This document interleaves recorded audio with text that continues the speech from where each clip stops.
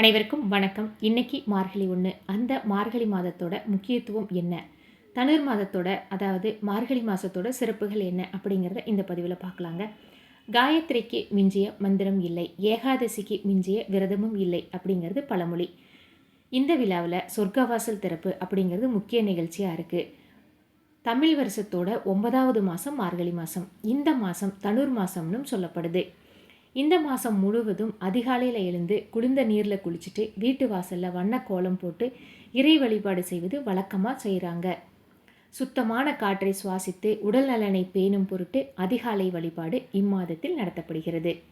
இம்மாத இறை வழிபாடு பற்றி மாணிக்கவாசகர் திருவெம்பாவையிலும் ஆண்டாள் நாச்சியர் திருப்பாவையிலும் போற்றியுள்ளனர்.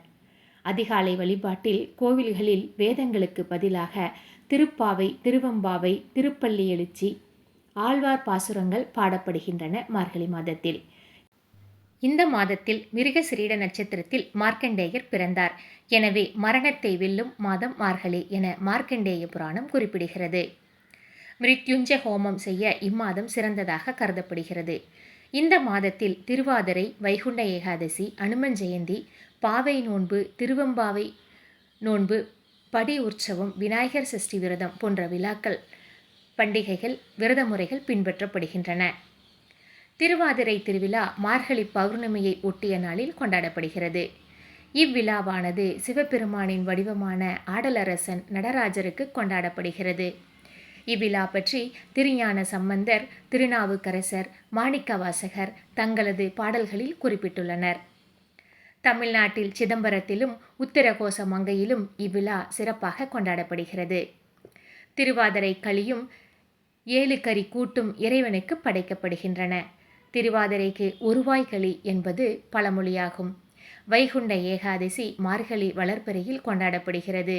அன்று திருமால் வழிபாடு மிகச் சிறப்பாக மேற்கொள்ளப்படுகிறது. காயத்ரிக்கு மிஞ்சிய மந்திரம் இல்லை, ஏகாதசிக்கு மிஞ்சிய விரதமும் இல்லை என்பது பழமொழி. இவ்விழாவில் சொர்க்கவாசல் திறப்பு என்பது முக்கிய நிகழ்ச்சியாகும். வைகுண்ட ஏகாதசி அன்று துளசி நீரினை மட்டும் உட்கொண்டு பகல் மற்றும் இரவு விழித்திருந்து திருமாலை துதிக்கும் பாடல்கள் பாடி விரத முறை மேற்கொள்ளப்படுகிறது. இவ்விரத வழிபாடு வைகுந்த பதவி என்னும் மோட்சத்தை நல்கும் என்று கருதப்படுகிறது. இந்த மார்கழி மாதத்தை நாமும் போற்றி வணங்குவோம். இந்த பதிவு உங்களுக்கு பயனுள்ளதாக இருந்ததுன்னா சிசிஸ்டம் சேனலை சப்ஸ்கிரைப் பண்ணிவிட்டு பாருங்கள். மறக்காமல் உங்களோட ஃப்ரெண்ட்ஸ் அண்ட் ஃபேமிலிக்கு ஷேர் பண்ணுங்கள். இனி ஒரு நல்ல பதிவில் சந்திக்கலாம். நன்றி.